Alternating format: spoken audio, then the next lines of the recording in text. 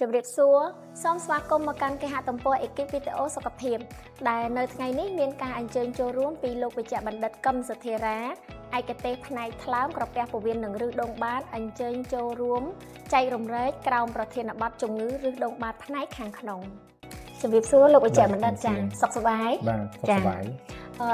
ចង់ចោទជាសំណួរទៅកាន់លោកវិជ្ជបណ្ឌិតថាតើធ្វើដូចម្ដេចទើបដឹងថា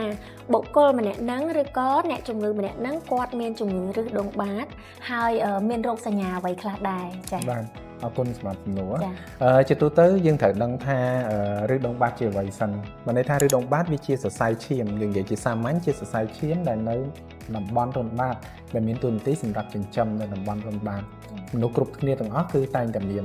សរសៃឈាមឬដុំបាតក៏ប៉ុន្តែនៅពេលដែលវាមានជំងឺគឺវាអាចស្ដែងចេញជាសញ្ញាមួយចំនួនដូចជាការហូរធ្លាក់ឈាមនៅតំបន់រន្ធបាតអាចមានជាការលានចេញសាច់នៅតាមតំបន់រន្ធបាតដែលអាចបញ្ជាក់បានថាជាជំងឺឬដុំបាតចាអញ្ចឹងថាតើរឹសដុំបាតផ្នែកខាងក្នុងហ្នឹងមានប៉ុន្មានដំណាក់កាលដែរលោកវិជ្ជបណ្ឌិតចាតើតងទៅនឹងដំណាក់កាលនៃជំងឺរឹសដុំបាតអ្នកជំងឺគាត់អាចសម្គាល់ខ្លួនឯងទៅតាមដំណាក់កាលនីមួយៗមែនតើដំណាក់កាលរឹសដុំបាតមាន4ដំបូងគេបានន័យថាគឺវាប៉ោងសរសៃឈាមហ្នឹងនៅក្នុងតំបន់រន្ធបាតអ្នកជំងឺមួយចំនួនគឺគាត់មិនអាចដឹងទេប៉ុន្តែអាចស្ដែងជាសញ្ញារមាស់ឬក៏អាចមានធ្លាក់ឈាមអីតាមតំបន់រន្ធបាតជាមួយលមួកសម្រាប់ដំណាក់កាលទី2គឺមានសាច់លៀនចេញមកខាងក្រៅហើយវាអាចចូលទៅវិញដោយខ្លួនឯងបន្ទាប់ពីបន្ទោបង់រួចសម្រាប់ដំណាក់កាលទី3គឺតើតែប្រើដៃរុញចូលទៅវិញទើបអាចបាត់នៅរោគសញ្ញាហើយសម្រាប់ដំណាក់កាលទី4គឺលៀនចេញមកខាងក្រៅតែម្ដងហើយមិនអាចសូម្បីតែរុញចូលទៅក្នុងតំបន់រន្ធបាតនោះទេជាចុងក្រោយចង់គោរពជំរាបសួរលោកវិជ្ជបណ្ឌិតថាតើការដែលបង្ការក៏ដូចជាការព្យាបាលកុំឲ្យមានជំងឺរឹសដុំបាតហ្នឹងថាតើយើងគួរធ្វើតាមវិធីណាខ្លះសម្រាប់ការព្យាបាលទៅលើអ្នកជំងឺដែលមានជំងឺរឹសដុំបាតខាងក្នុងមែនទែនទៅគឺមានច្រើនទី1ក្នុងករណីដំបូងអ្នកជំងឺគាត់អាចព្យាបាលដោយការប្រើប្រាស់ឱសថ